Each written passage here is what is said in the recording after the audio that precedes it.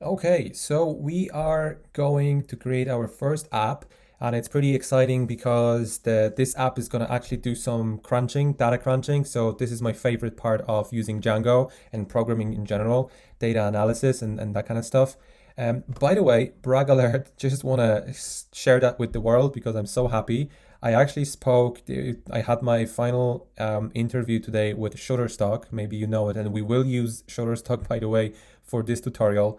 And I basically unofficially got a position as a cloud storage engineer. So woohoo! I mean, hard work pays off, and I'm not saying it to just brag and be vain. It's more about motivation. For the past 3 years, I'm just learning new stuff, learning. And basically, I don't have enough experience for this position. But what they decided to do is they are going to go a little bit more junior and train me. But when they saw my passion and the amount of work I did, they said, this guy is going to be great. We just need to show him bits and pieces and he's going to be great. So I think this is the mindset that you want to just keep in mind for the future. Okay, I'm finished with bragging right now. We're back to our tutorial. So what are we going to build? This first app is going to crunch some numbers and I want to name it after the data that I found that would be perfect for this. So I was looking for different data sets. The most interesting was the one that I found after Googling environmental data sets. And I scrolled down and I found this eeaeuropa.eu. And in here, I went to air pollution, second page. And in here, oh, it's even clicked already, statistics. So air pollution concentrations at station level and statistics. And here we have a couple of different data sets, which are pretty big, like Excel files that are about 1 MB. It's quite a lot of information there. And you'll see in a second what kind of information.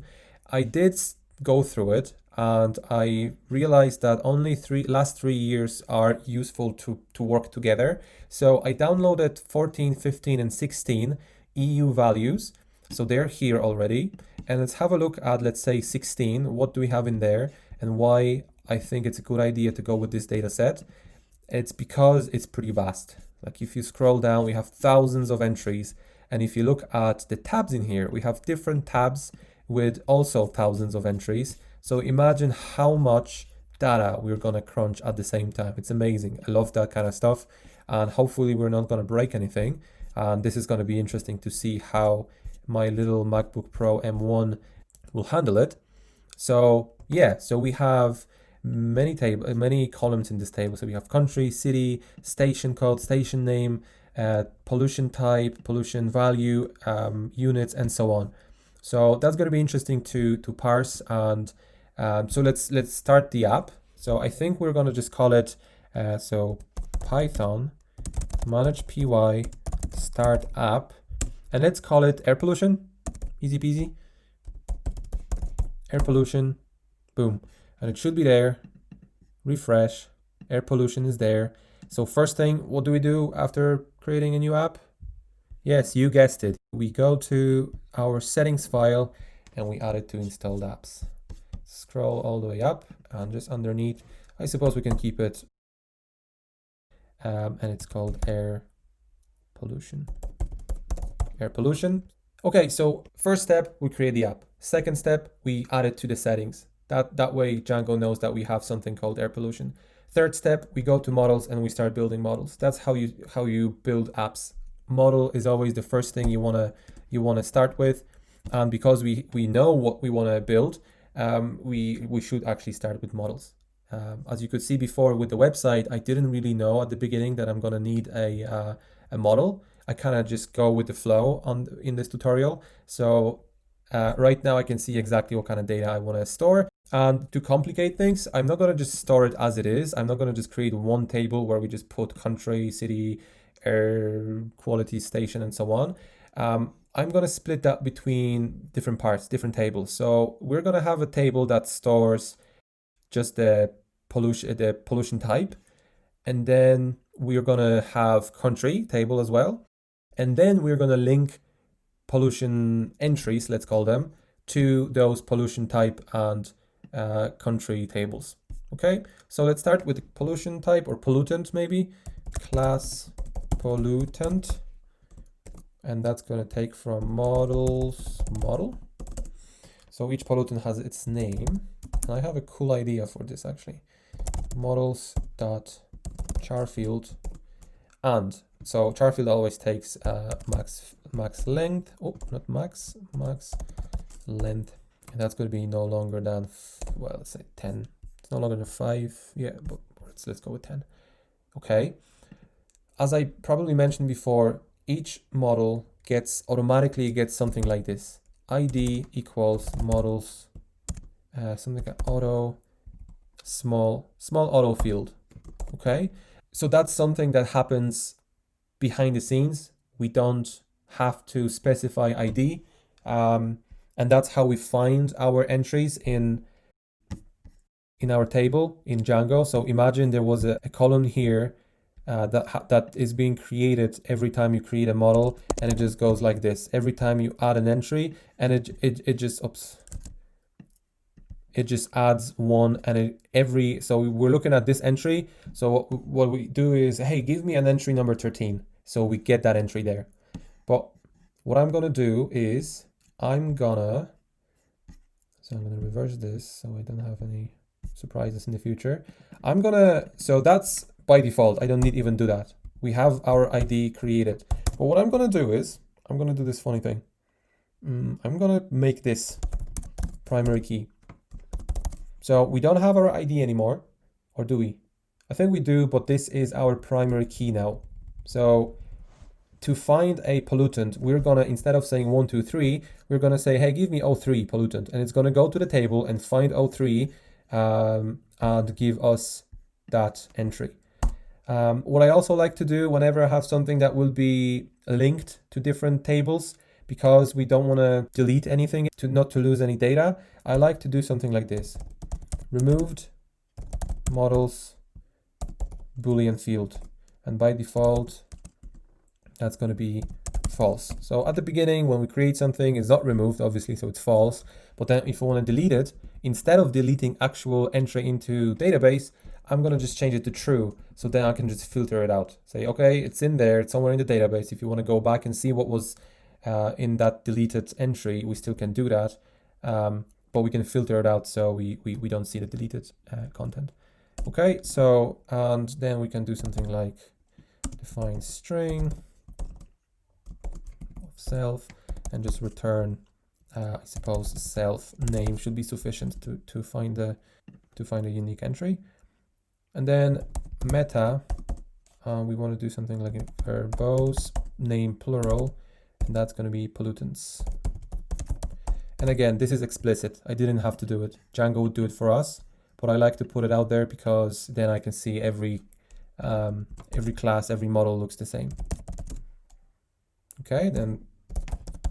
And this is a good example, by the way. Country, if you just add S in here, it's not plural of country. You need to give Django verbose name plural, otherwise it will go with countries, which is wrong. Okay, models, model.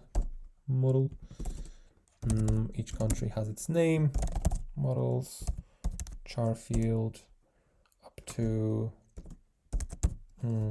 say 100. And then it has to be unique. I'm not going to make it a primary key because it's going to be a pretty long name sometimes. So it's maybe faster if we go with those IDs.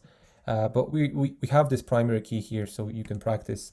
You can see it in practice, and you can see the difference between going with ID, which is a number, an integer, and ID that is pretty much a name and char field.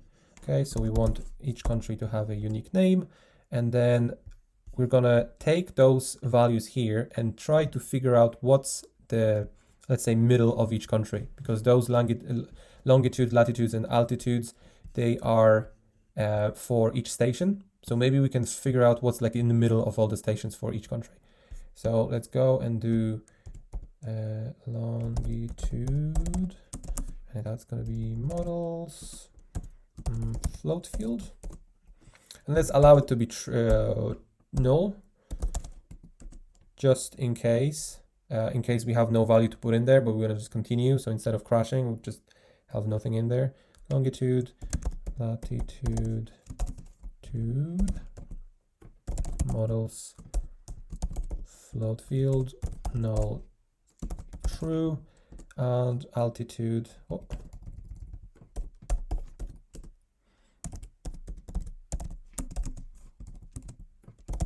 Models. And by the way, fun fact about me, I was a land surveyor before I became a programmer. And longitudes, latitudes, and altitudes was something I was working with on a daily basis. Okay, what else can we, okay, so removed, probably we want to have the same, so I can just go here, Command C and Command V. So we have removed as well. What else can we put in here? I'll leave it for now. I'll just leave it for now because we can add something in the future. Do the define string and return. Again, self name should be enough because it's unique. So each entry will have unique name, easy to identify. And now we need to do class. And you can see that each class can have its own kind of class inside of it. And this is the power of Python. But anyway, we're not here to learn Python. Class meta and verbose name plural is countries. And that's how Django can now say that country in plural is countries. Okay, and the last one, the main thing is class pollutant entry, let's call it, models model. And okay, so what do we have there? We have a pollutant here, which is also here, so that should be the same. And we have country, city. Okay, so let's start with the pollutant. So pollutant is, and that's going to be models foreign key, and we're going to catch this class. Okay, that we're going to refer to this class pollutant, and we need to tell Django what to do on delete every time we we create a foreign key in case this entry that we link to, so we have a pollutant entry and this pollutant entry is PM10. So if we delete PM10, what to do with this entry?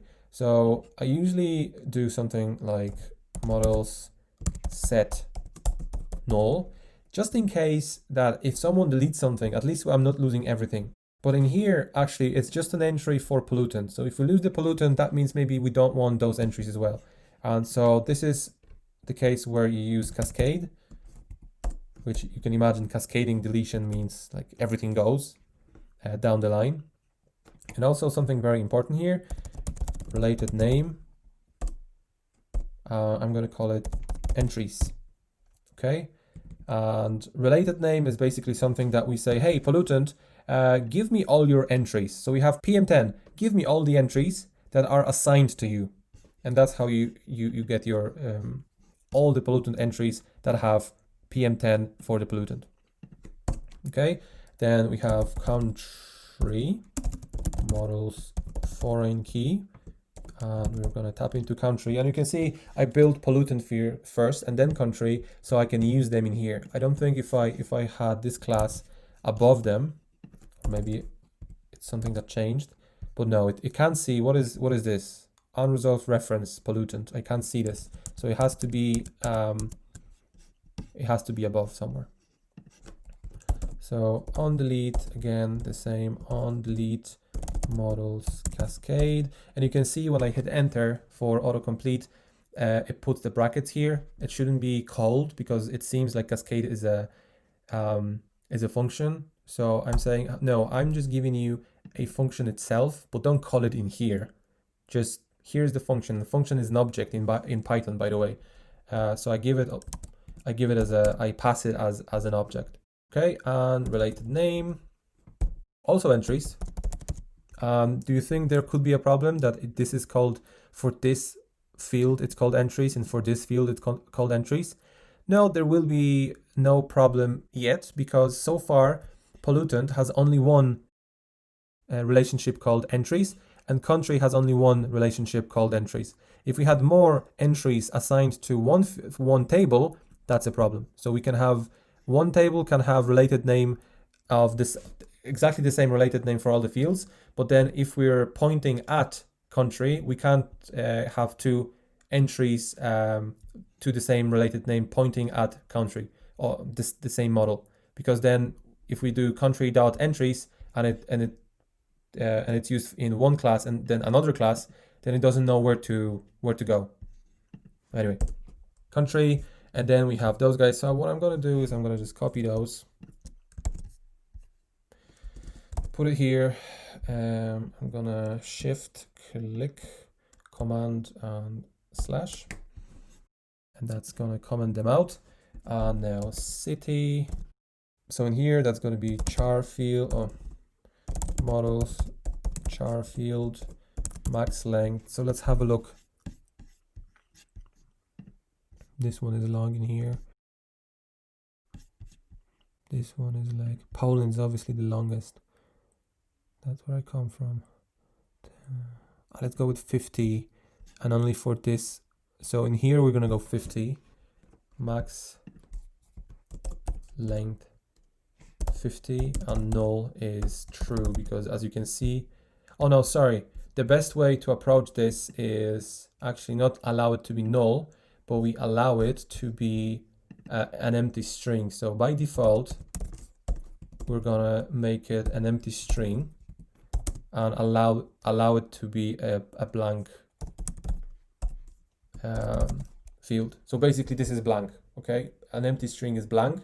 So what I'm saying is, yeah, you can pass nothing, but in case something passes null, somebody passes nothing, make it blank, okay? And that's like, somebody told me this is the right approach for strings. Maybe just in case someone tries to do an operation on a string on the char field, but it's null, so it crashes. So maybe that's why. Okay, so I have all the strings here. So we have station code.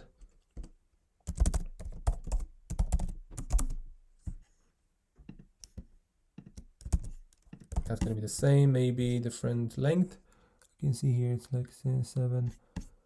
They seem to be up to 7 or 8. Let's make it 20 just to be safe. Control D. So we have station name, and then station name goes as long. Oh, these were long, I remember. Okay, here's the long one. I'm gonna allow it to be 100, I suppose, in that case. Pollutant, so we do have pollutant here, so we don't need to take this column, but we need those. So we need the value, I suppose, pollutant, pollution level. So let's call it pollution level. And that will be all integers one day. Yeah, we need them as integers. So models, integer field, and can it be null? It's pretty useless if it's null, so I'm not gonna allow it to be null. We need to put something in there. I can delete those because they are already in. And then units. So units. Well, again, that's going to be char field. That is of 10, I would say. Okay. And then, so we can get rid of this. Station type, station area. Let's have a look here. So station type, station area. So they don't seem to be very long. They can be up to, I'll go with 20. Control C, Control V. So that first is station type, and station area. Okay. So these are knocked, and then we have 3 last ones that we can copy from here. Okay. And that's our full model for this table. Yeah. Okay. That's done. Oh, what I didn't do. Oh, bad me. Terrible Mark. Terrible job. We need to put a doc string. So that should be pollution model for air pollution app. Well, I didn't use camel, so I'm gonna just do this. Air pollution app. Okay, and then we have doc string for country for air. and in here, pollutant entry model for air pollution app. Okay, and then next bit will be defining the string representation, which will be return. How do we return it? We can do it with formatted string. So this F in here allows me to use the brackets, curly brackets, to put a variable. So there are two ways of doing this. I can, for example, if I want to do something like hello space and then self, I don't know, city plus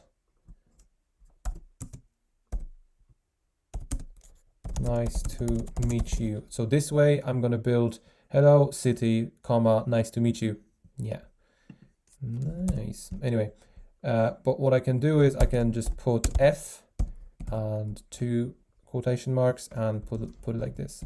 So what I'm going to do is I'm going to just tap into ID, self ID, and then self let's say pollutant dot name, and maybe we can do it like this: created at equal models date time field auto no now add true. So we'll have some time as well, so then we can also tap into this as a okay, there's another field I need to put in, so maybe that's even better idea. So put that somewhere high, because it will be pretty important information, which is year. Okay, we need to know what's the year, and that's going to be integer. And that's it. We don't allow it to be null because we want to report by the year 2014, 15, and 16. So we can put that in here, self.year. Okay. And class meta verbose name plural will be pollutant entries. Pollutant entries. Okay. Seems to be okay. We left a blank white space here, so it seems to be okay. I'm conscious that this video is very long, so I'm gonna just finish here, and we're gonna make the migrations and migrate it in the next one. So thanks for watching, and see you later.